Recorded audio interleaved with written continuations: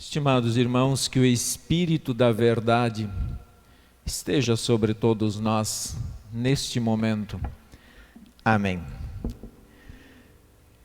Estimados irmãos, para este final de semana tão importante, tenho certeza aí que vocês já se preocuparam com o almoço de amanhã, ou talvez já se preocuparam em dar uma lembrança para a sua mãe. Tudo já está engatilhado, se já não entregaram a ela. Então, para esse momento que nós queremos refletir sobre esse dia, essa data tão especial, fiquei pensando qual o texto que poderia ser significativo para que fizesse de fato sentido dentro do nosso lar também esta data. Pensei no texto de 2 Timóteo 3, 14 a 17. Se alguém quiser abrir a escritura, fique à vontade. 2 Timóteo, capítulo 3, versículos 14 a 17. Ali nós lemos o seguinte: Tu, porém, permanece naquilo que aprendeste, de que foste inteirado, sabendo de quem o aprendeste, e que desde a infância sabes as sagradas letras que podem tornar-te sábio para a salvação pela fé em Cristo Jesus. Toda a Escritura é inspirada por Deus e útil para o ensino, para a repreensão, para a correção, para a educação na justiça, a fim de que o homem de Deus seja perfeito e perfeitamente habilitado para toda boa obra. Esse é o nosso texto. E tem algo que eu quero que vocês já tenham muito em mente, e é fundamental para que vocês compreendam o restante das afirmações que eu vou fazer aqui, e entender por que Paulo está falando isso e a quem Paulo está falando.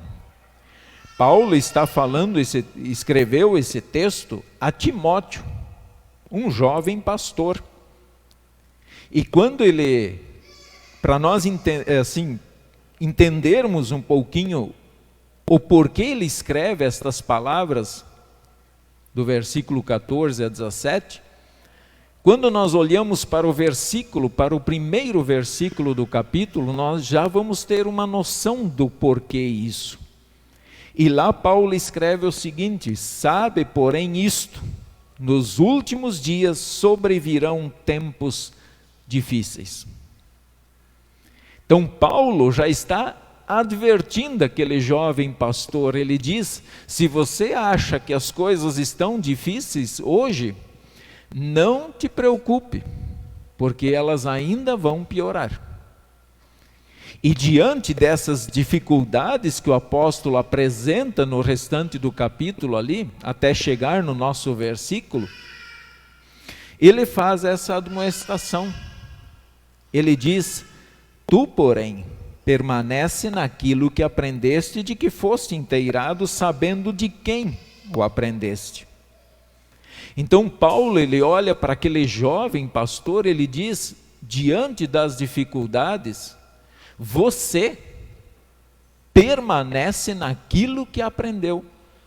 Não fuja dos ensinamentos, e ele diz ainda mais de quem aprendeste. Sendo que quem ensinou este jovem foi a sua mãe, Eunice, e a sua avó, Loide. Duas mulheres consagradas ao Senhor. Elas conheciam a Deus, elas serviam a esse Deus. E algo interessante, na época dos judeus, que esse texto aí foi escrito, tinha um costume: quando o menino completava 5 anos de idade, ele já começava a ser instruído na Escritura Sagrada.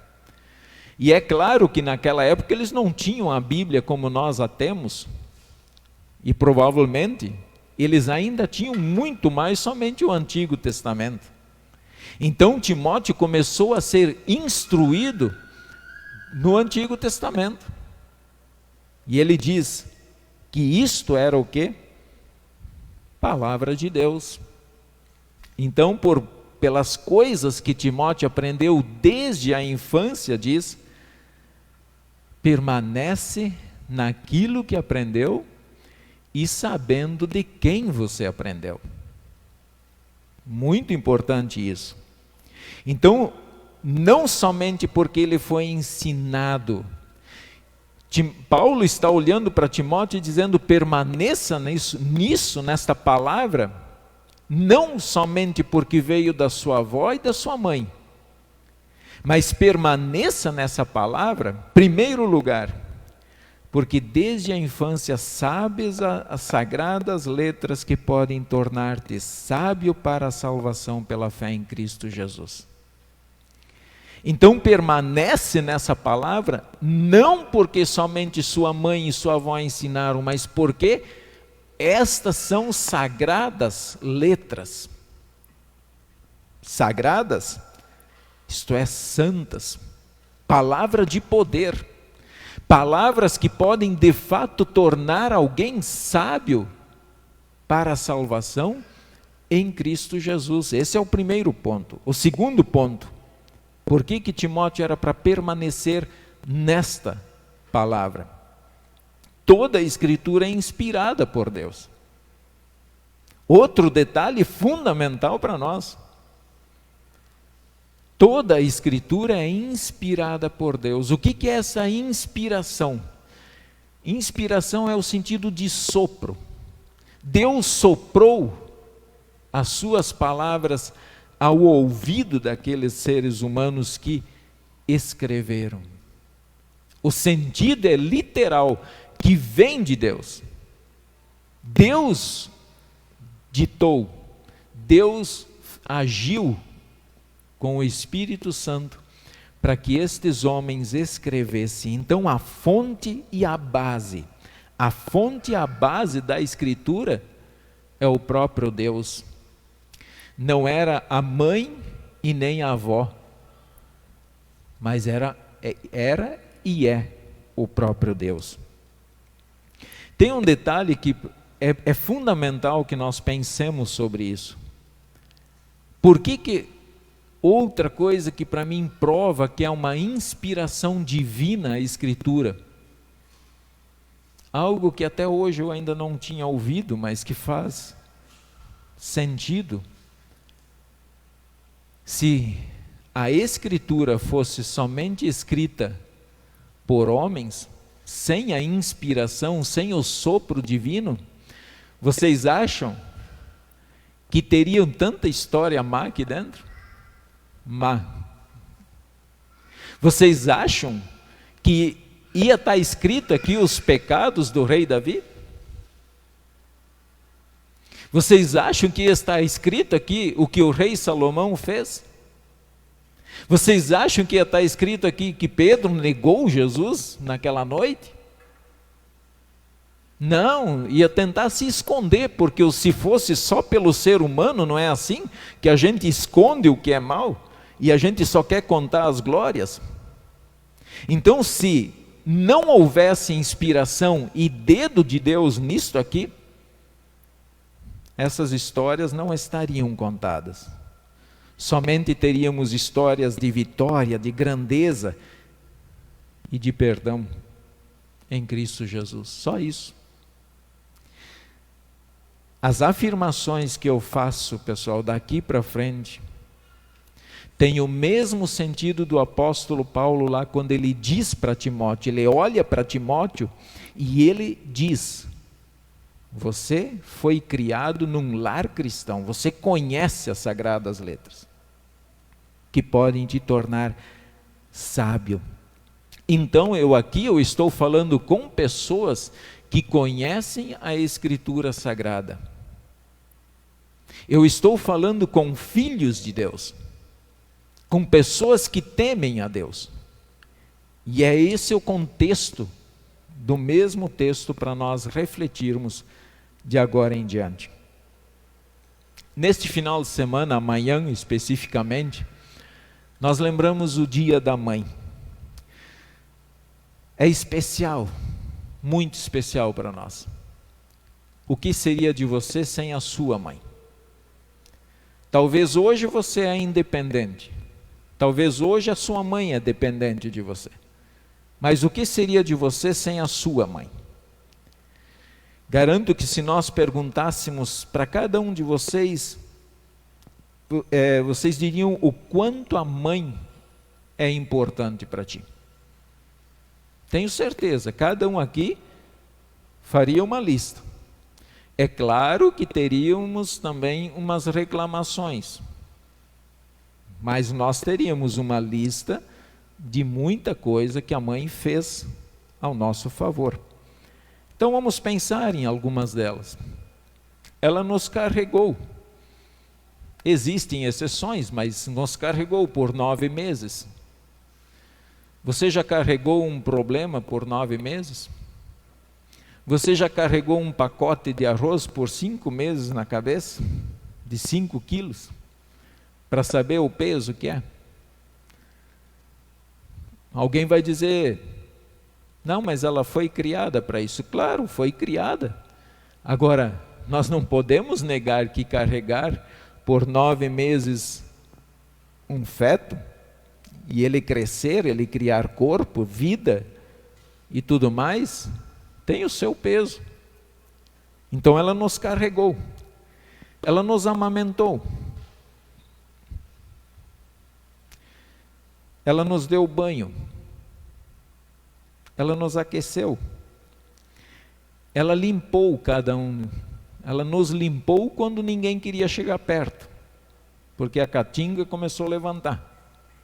A mãe teve que ir lá.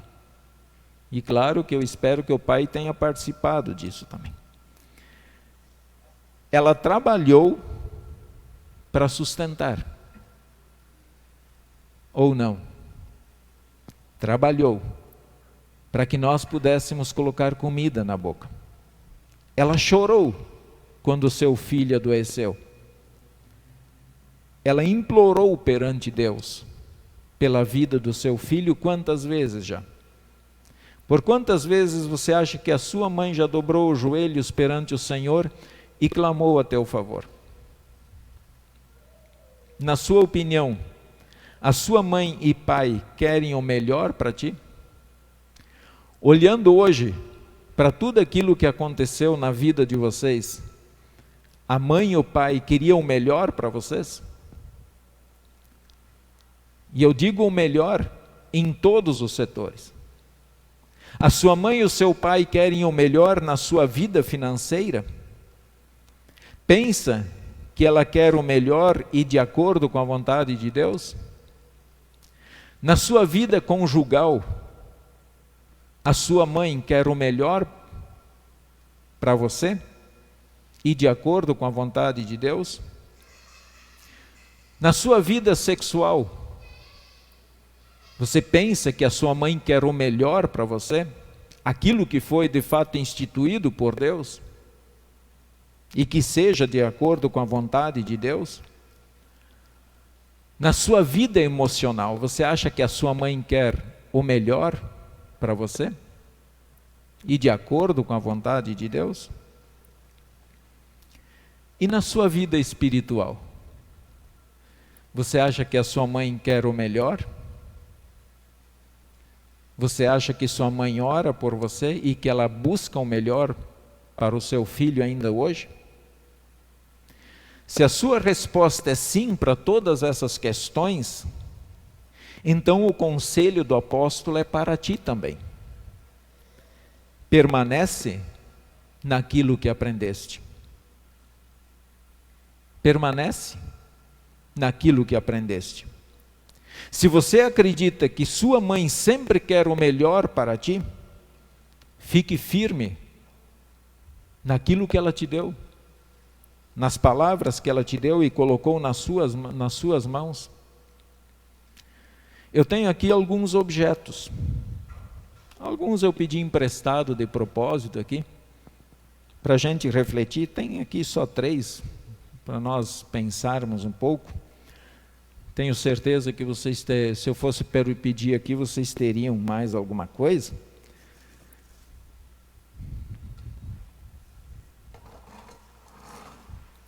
Eu tenho aqui uma panela que alguém me trouxe para o culto. Né, Edinaldo? É da sua mãe? Quantos anos você tem essa panela já? Mais de 30. Por que você guarda isso? Isso aqui não vejo utilidade nenhuma para isso aqui. Vocês veem? Utilidade para isso? Por que a Edinalda não pega? Posso? O que vocês acham que vai acontecer se eu jogar no lixo? Vai dar briga. Eu tenho aqui, isso aqui me chamou a atenção, viu? Eu não sabia antes, me trouxeram isso aqui e achei bonita a história. Isso aqui é de 1919.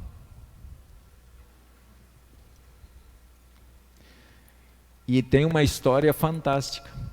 A mãe da Dona Elizabeth usava isso aqui, aquecia leite. Vou contar aqui rapidinho a história, só para vocês entenderem o amor que tem atrás disso aqui.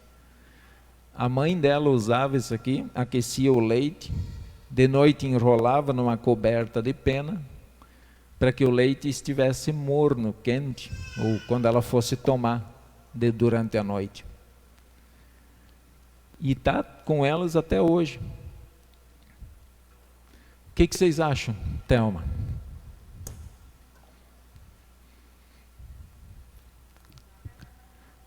Vamos, Dona Elizabeth. Vamos dar um sumiço nisso? Qual o valor que tem aqui? Valor sentimental? Dinheiro? Talvez alguém vai dizer, não, mas não vale muito. Mas e o sentimento? Eu tenho aqui mais uma coisa que eu pedi emprestado. Esse aqui vale um pouco mais, tá? Eu acho. Pedi a aliança da Nelly. Ela falou que ganhou, daí eu queria pegar, né? Quanto vale uma aliança de casamento?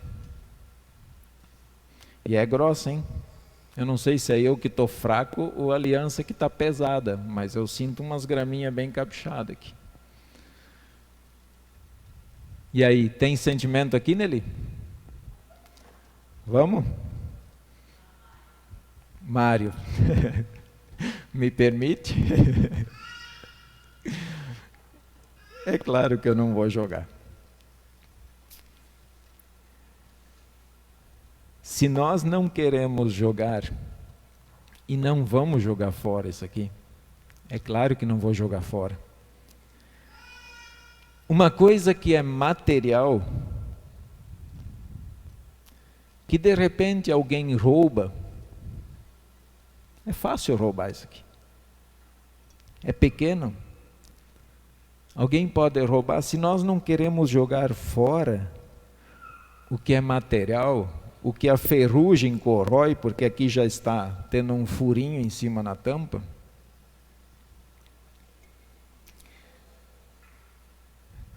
a minha pergunta é: por que tantos filhos jogam fora o que é eterno e o que receberam de seus pais?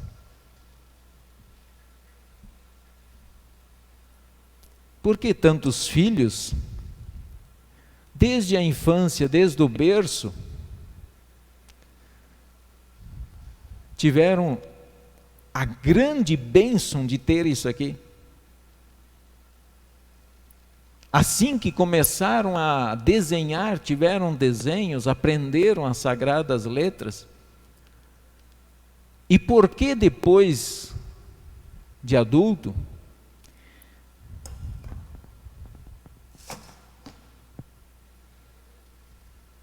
jogam no lixo tudo que aprenderam? Como se não tivesse valor. Como se não fosse nada. uma coisa sem importância, que hoje muitos filhos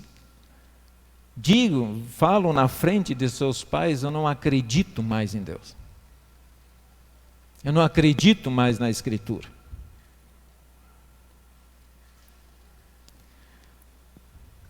Por quê?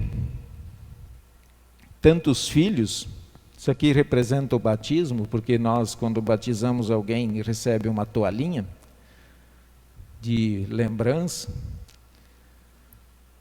Porque depois que cresce, olha para trás e fala: aquele batismo que eu recebi lá não vale nada. Eu não preciso dele. Jogam no lixo como se fosse algo que não precisava nem ter acontecido na vida, e não conseguem ver a grandiosidade que é chegar numa pia batismal e receber o Espírito Santo naquele momento e a fé em Jesus. Bom, se já jogaram fora a palavra e não estão nem aí para o batismo, que dirá a Santa Ceia? Não, isso aí não passa de mais nada do que é humano. Então podemos jogar fora. Que isso não muda nada na minha vida.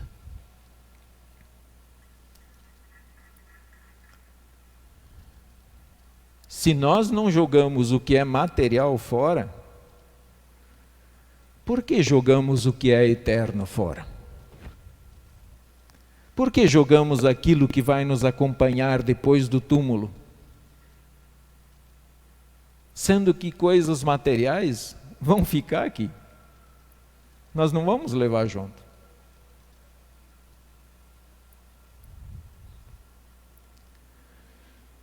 Pensemos um pouco o que fez os filhos se afastarem e desprezarem isso. Foi o fato de simplesmente a vida os afastar de Deus, com faculdade, com cursos, com trabalho, e aí começam a se afastar e vão se afastando e simplesmente cortam totalmente a ligação com Deus? O que fez alguém se afastar? Ou foi os pais que cometeram algo contra os filhos e que eles ficaram tão chocados que eles perderam a visão que eles tinham de Deus nos seus pais.